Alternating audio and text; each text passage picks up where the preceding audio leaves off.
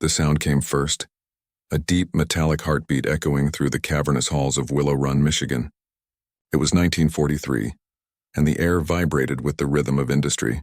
Hundreds of women in headscarves leaned over workbenches, sparks flying as rivets sealed aluminum panels into the curved belly of a bomber. Conveyor belts moved like arteries of steel, feeding engines, wings, and dreams toward completion. Every 60 minutes, a new B-24 Liberator rolled out beneath the American flag, its polished frame reflecting the factory's floodlights like a silver monument to human determination. Thousands of miles away, in occupied France, a German Luftwaffe officer sat in a dimly lit room, staring at reconnaissance photos. He traced the endless sprawl of the American plant with his gloved finger, an ocean of steel and smoke so vast it seemed unreal. Behind him, another officer muttered softly, "Ein Bomber jede Stunde? Unmöglich." A bomber every hour, but it was real. While Europe burned, across the Atlantic a new kind of power was rising, not from soldiers or aces, but from factory floors. America was building a machine not just to win the war, but to redefine it. In the years before the thunder of bombers filled the skies, the United States was still a nation half asleep, its factories quiet, its workers weary from the Great Depression. Across the Atlantic, Hitler's Germany had already forged itself into a war machine. By 1939, the Luftwaffe dominated the air with terrifying efficiency. Sleek Messerschmitt Bf-109s and Junkers bombers slicing through European skies. Germany's military-industrial complex was built for conquest, synchronized with the state, and driven by the absolute control of its leader. Meanwhile, America's isolationist sentiment kept its industries focused inward, producing cars, refrigerators, and radios instead of tanks or planes. But everything changed with one event, the bombing of Pearl Harbor on December 7, 1941. When Japan's aircraft roared over Hawaii and sank the U.S. Pacific Fleet, it was not just an attack on ships and sailors. It was the spark that ignited the greatest industrial mobilization in human history. President Franklin D. Roosevelt understood that wars were not only fought by soldiers, but by factories. In his 1940 speech calling America the arsenal of democracy, he predicted what many doubted was possible, that American industry could outbuild the Axis powers combined. At the time, the U.S. had produced fewer than 3,000 combat aircraft in a year. Within 3 years, that number would exceed $100,000. The transformation began in the vast heartlands of the United States, places like Michigan, Ohio, and California, where automobile production lines became the front lines of war. Henry Ford, whose factories once churned out Model Ts, redirected his empire toward the skies. His engineers and workers built the Willow Run Plant in Michigan, a complex so massive it required its own power station, railroad, and airport. Designed to mass-produce the consolidated B-24 Liberator bomber, the factory covered 67 acres under a single roof. Inside, over 40,000 workers, many of them women entering industrial labor for the first time, operated around the clock. Ford's dream was to apply car-making precision to aircraft manufacturing. What once took months would soon take hours. Elsewhere, the Boeing plant in Seattle expanded exponentially, constructing the legendary B-17 Flying Fortress, while Douglas Aircraft in California produced the C-47 transport planes that would carry paratroopers and supplies across Europe. The Consolidated Aircraft Company in San Diego built bombers with assembly lines that stretched beyond sight. Shipyards in the coastal cities transformed their operations to build aircraft carriers, destroyers, and Liberty ships in record time. By 1943, the hum of machinery had become the national soundtrack of America. The change was not just mechanical, it was human. Before the war, women made up only 25% of the U.S. workforce. By 1944, that number had risen to 36%, with nearly 6 million women employed in factories. The now iconic Rosie the Riveter posters were more than propaganda. They reflected the real faces of women who welded steel, tightened bolts, and lifted engines that weighed more than themselves. They replaced the men who had gone to war, but they also represented something deeper. A society learning that its strength was collective, not divided. On the other side of the Atlantic, German intelligence began to intercept reports that seemed unbelievable. Luftwaffe pilots, accustomed to technical superiority, found it hard to imagine an enemy producing aircraft faster than they could shoot them down. In 1942, the average German aircraft factory could produce 1 or 2 bombers a week, often hampered by material shortages and Allied bombings. Meanwhile, American plants, untouched by war, operated with near-perfect efficiency. Aerial reconnaissance missions over Detroit and other industrial centers shocked German analysts. Entire cities seemed devoted to aircraft production. Adolf Galland, one of the Luftwaffe's most respected aces, later remarked that Germany's defeat in the air was sealed not by the quality of American pilots, but by the sheer quantity of American machines. "They had more bombers than we had bullets," he said. German engineers could produce advanced aircraft like the Messerschmitt Me-262 jet, but innovation meant little against endless waves of B-17s and B-24s. Every time the Luftwaffe destroyed one, 2 more replaced it. Between 1942 and 1944, the numbers became staggering. American factories produced an aircraft every 5 minutes, a fighter every 20 minutes, and, most astonishingly, a heavy bomber every hour. The Willow Run plant alone built 8,685 B-24s during the war, each requiring over 1 million parts and assembled by teams who worked in perfect coordination. Each shift operated with military precision. The day crew riveted the fuselages, the night crew installed engines, and the morning crew polished the wings before the next bomber rolled out. The plant never slept. At its peak, the U.S. employed over 2 million workers in the aircraft industry. Aluminum, steel, rubber, and fuel flowed in from across the country through a web of supply chains so intricate it rivaled any battlefield strategy. Trains carried engines from Cleveland, tires from Akron, and instruments from Chicago to feed the insatiable hunger of the war machine. The entire nation became a single living organism dedicated to production. Each factory, each worker, a cell in the body of victory. Even German propaganda ministers struggled to spin the reality. Joseph Goebbels in his diaries expressed a rare moment of fear. He wrote that America's industrial mobilization was colossal beyond imagination, and that Germany's factories, restricted by resources and bombings, could not match it. By 1943, Allied bombing raids had crippled synthetic fuel plants and aluminum production in Germany, forcing the Luftwaffe to ration materials and rely on undertrained pilots. Meanwhile, America's skies filled with new planes each morning, their silver wings glittering in the dawn. For the Luftwaffe aces who once ruled the skies over Europe, the war was becoming unwinnable not because of a single battle, but because of relentless arithmetic. Each B-17 shot down over Germany represented a few dozen lost men. But for every bomber that fell, another was already on its way from Michigan, California, or Texas, and the pilots who flew them came from every corner of America, young men barely in their 20s, trained in fields that had once been corn farms. They flew missions over Germany knowing that if they didn't come back, another crew would take their place. Behind them stood an army of engineers, mothers, sisters, and wives, all part of the same silent machine that outpaced one of the most disciplined war industries in history. What the Germans failed to grasp at first was that this wasn't just production. It was a philosophy. The United States had turned capitalism itself into a weapon. Competition became cooperation, profit became patriotism, and individual skill became part of a collective will.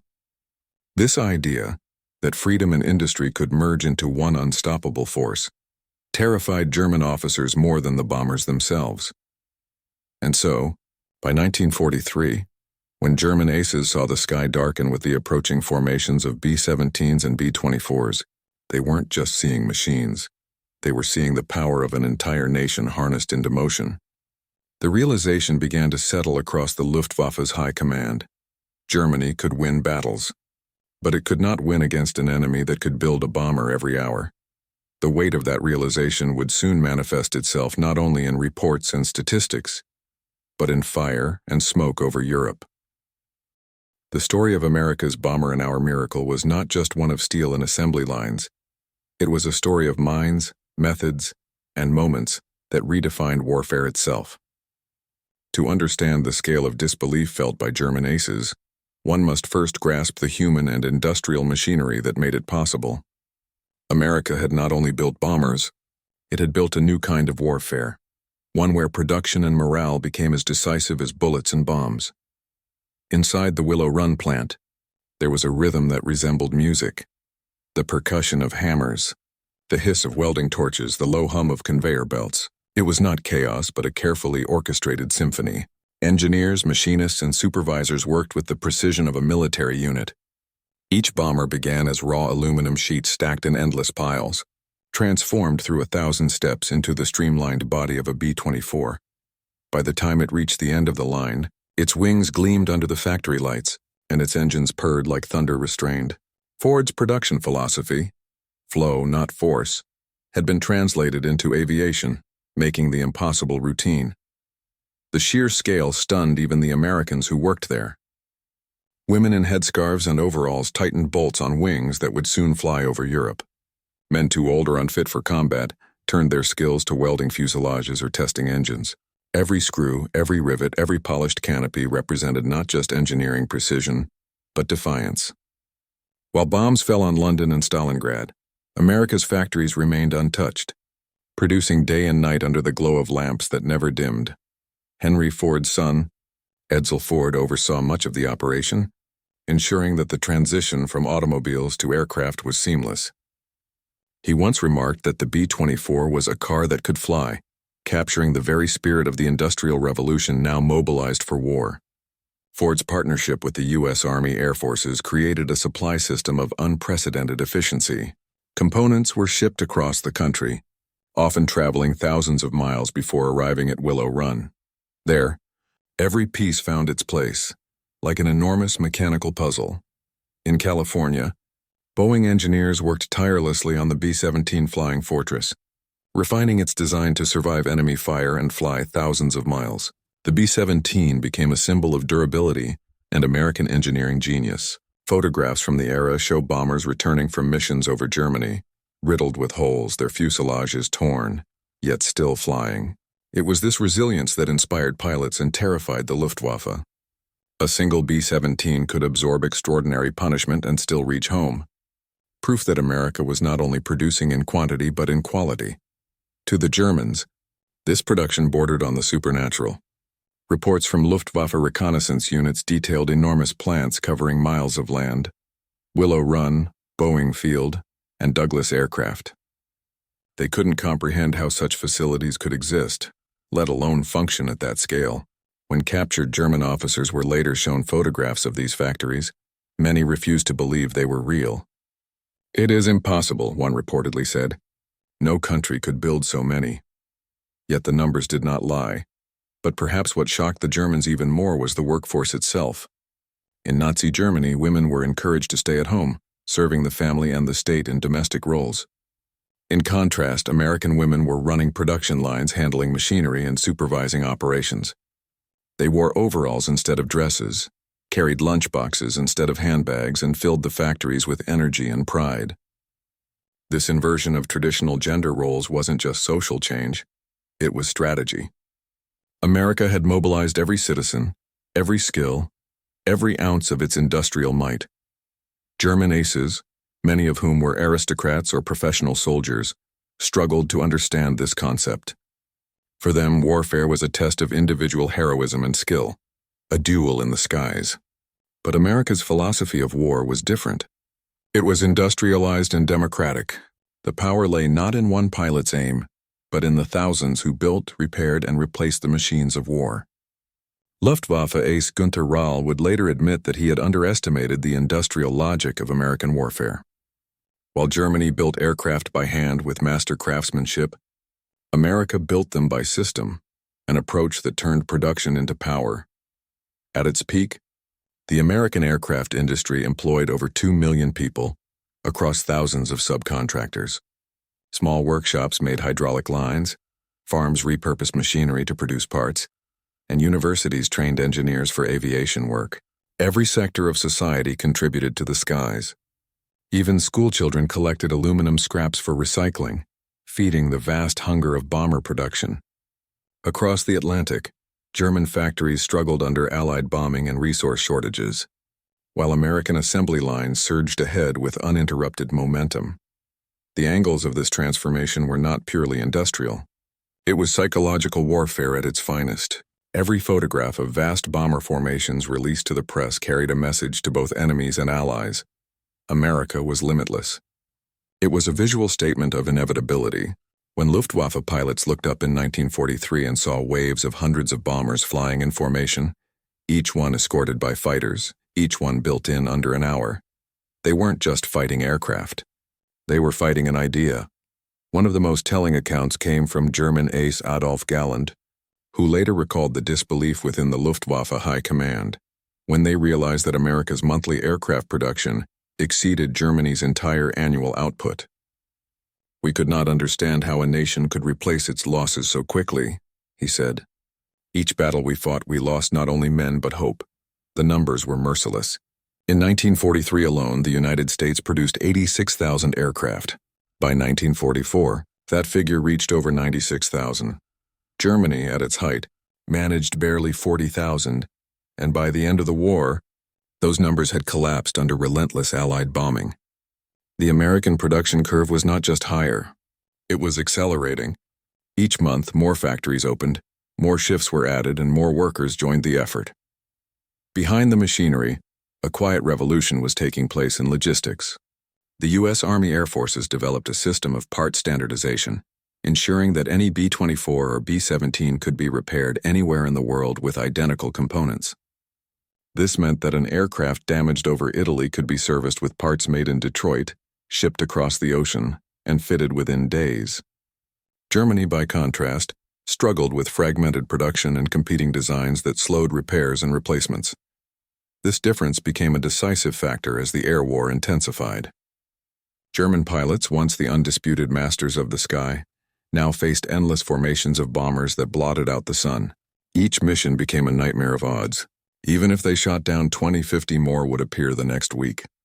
Their airfields were bombed, their fuel supplies dwindled, and their replacements arrived untrained and ill-equipped. The industrial imbalance had become a death sentence. Yet even in the midst of that imbalance, German pilots respected what they saw.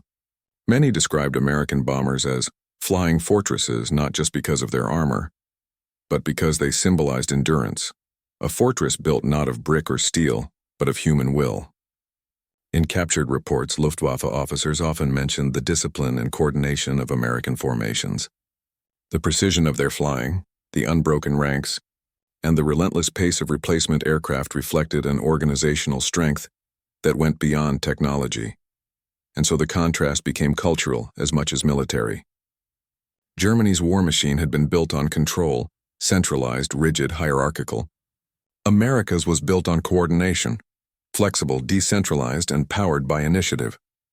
This difference allowed American industry to adapt, to experiment, to improve with each passing month.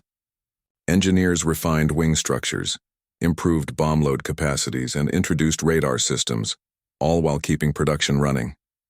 Meanwhile, on the factory floor, pride turned into a kind of patriotism. Workers began keeping logs of how many bombers they helped build. Some wrote their names on the fuselages. Others slipped letters or small notes inside the planes, messages to the crews who would fly them into battle.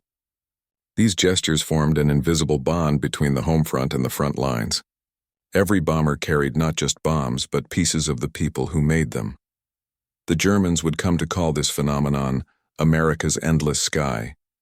It was not poetic exaggeration. By 1944, entire bomber streams stretched for miles, filling the horizon. From the cockpit of a Messerschmitt, a German pilot would see what looked like an unending wall of silver, each aircraft a moving factory of destruction. The shock was not merely tactical, it was existential. No matter how skilled the Luftwaffe's aces were, they could not shoot down an economy. This realization crept into the minds of Germany's leaders, their pilots, and even their civilians. While propaganda still claimed victory was possible, reality told a different story. The Americans had proven that wars were no longer won by the sword, they were won by the machine. And those machines were now on their way to Germany's doorstep, carrying not just bombs but the weight of a nation's unstoppable momentum. By the summer of 1943, the war in the air had reached its breaking point. The once proud Luftwaffe, whose aces had ruled Europe's skies since 1939, was now fighting a new kind of enemy. Not the daring individual pilots of the past, but an endless mechanical tide. The skies above Germany were no longer blue. They were gray with engines, contrails, and the shadows of formations that seemed to stretch from horizon to horizon. For every B-17 or B-24 shot down, 2 more arrived the next week, fresh from the factories of Michigan, Seattle, and San Diego. It was no longer a duel between pilots. It was a war between factories. On August 17, 1943, that reality took form over Germany. Operation Double Strike, the first large-scale American daylight bombing raid deep into Nazi territory, targeted the ball-bearing factories of Schweinfurt and the Messerschmitt plant at Regensburg. Over 376 B-17 flying fortresses took off from English airfields that morning, each one packed with thousands of pounds of explosives. The pilots were young, many barely 20, but the machines they flew represented the collective effort of millions back home.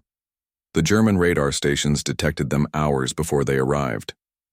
Luftwaffe Command scrambled hundreds of fighters, Bf-109s, Fw-190s, even experimental interceptors, to intercept. As the formations crossed into German airspace, black clouds of flak erupted around them, followed by streaks of enemy fighters diving from above. From the ground, civilians watched the massive formations crawl across the sky, their engines droning like distant thunder. For the first time, the war had come directly to the heart of Germany. The battle was brutal. American bombers flew in tight formations, their defensive guns weaving a web of fire. German fighters sliced through them in waves, some colliding mid-air in the chaos. Smoke trails twisted through the clouds as planes exploded or spiraled downward. Yet even as hundreds fell, the formation pressed on, steady, relentless, unstoppable. Inside one bomber, the crew counted over 100 holes in their fuselage, yet the engines kept running. They dropped their bombs on Schweinfurt, hitting the factories that fed the German war machine. It was not a single strike that crippled production. It was the message it carried. Germany was no longer untouchable.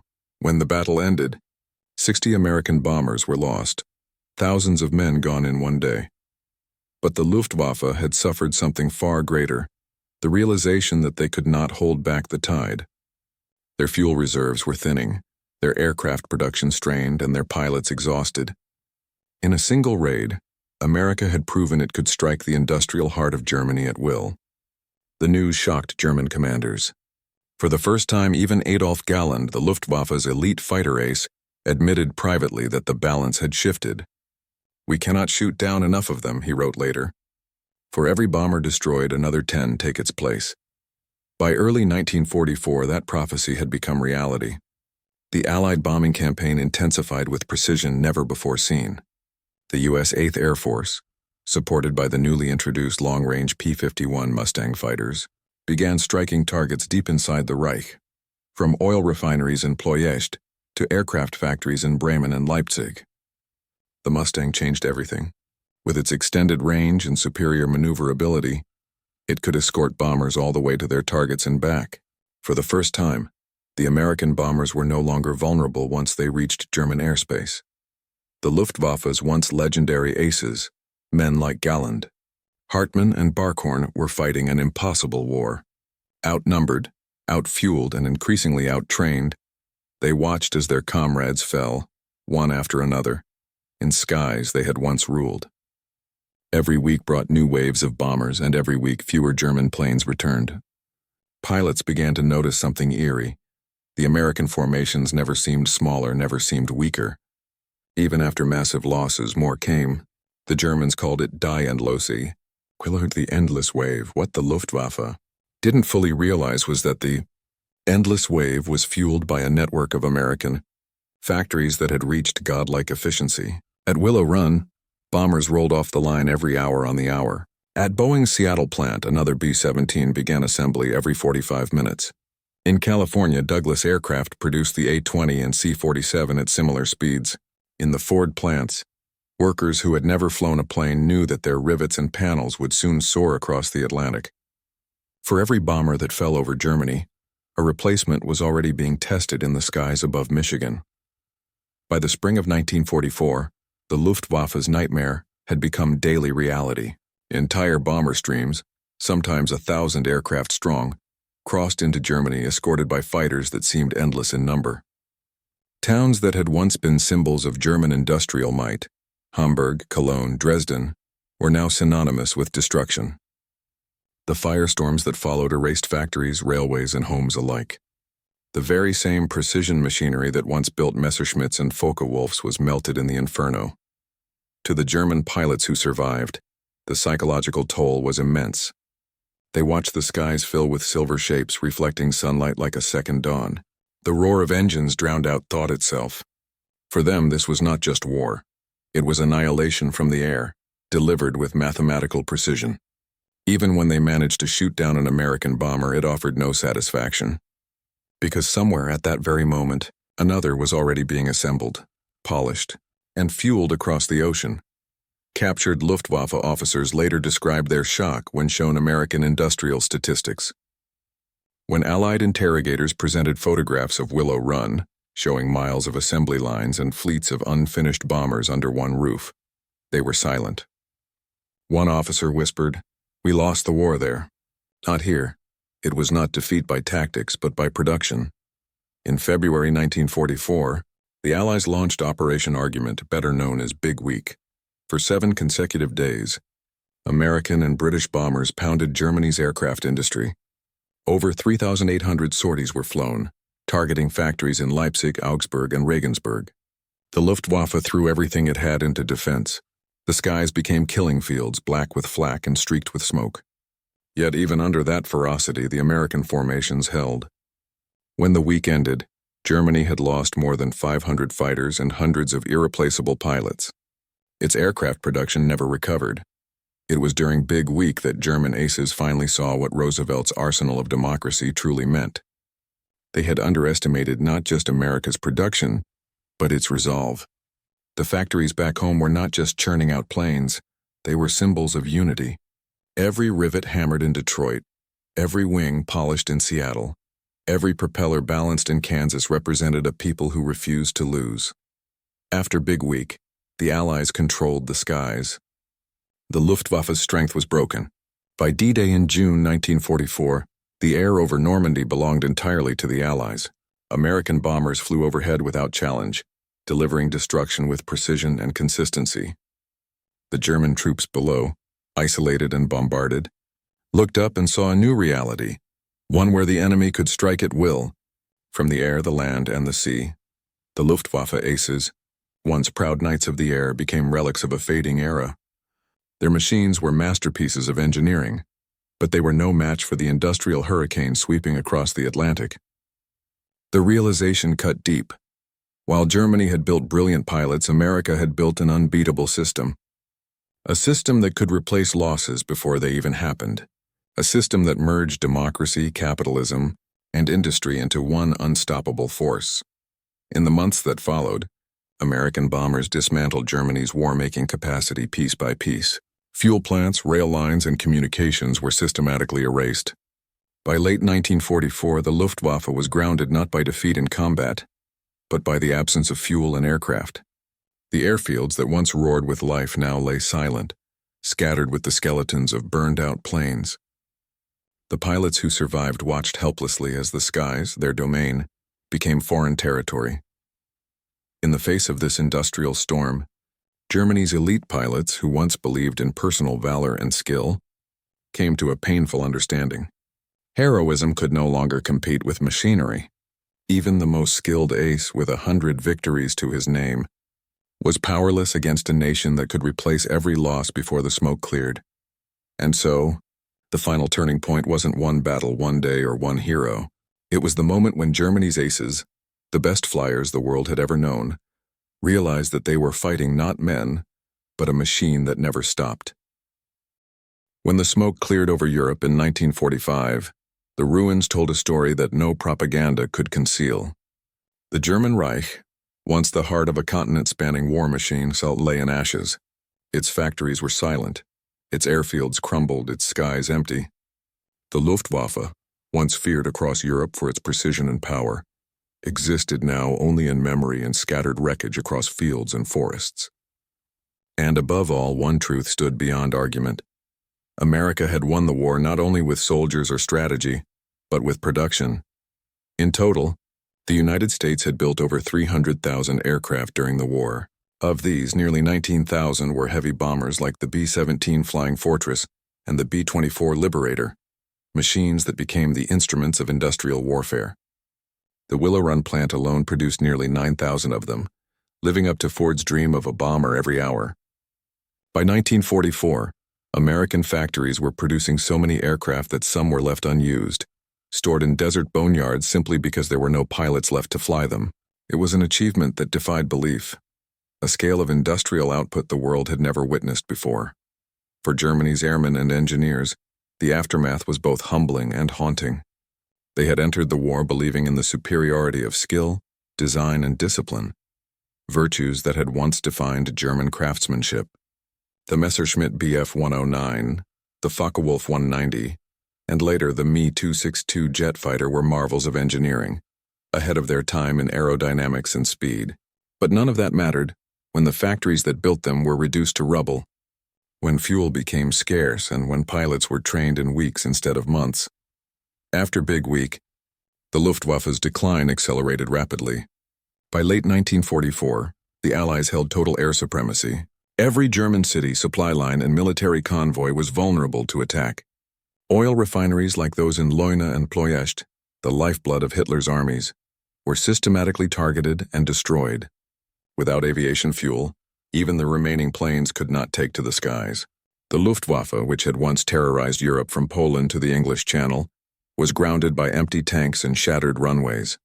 The numbers were devastating. In 1944 alone, Germany lost over 25,000 aircraft and more than 18,000 pilots. Most of them were young, barely out of training. The Luftwaffe's veteran aces, men like Erich Hartmann, Gerhard Barkhorn, and Günter Rall, watched helplessly as waves of inexperienced boys were sent into the air with barely 20 hours of flight time. Against the seasoned American bomber crews and their long-range escorts, it was suicide.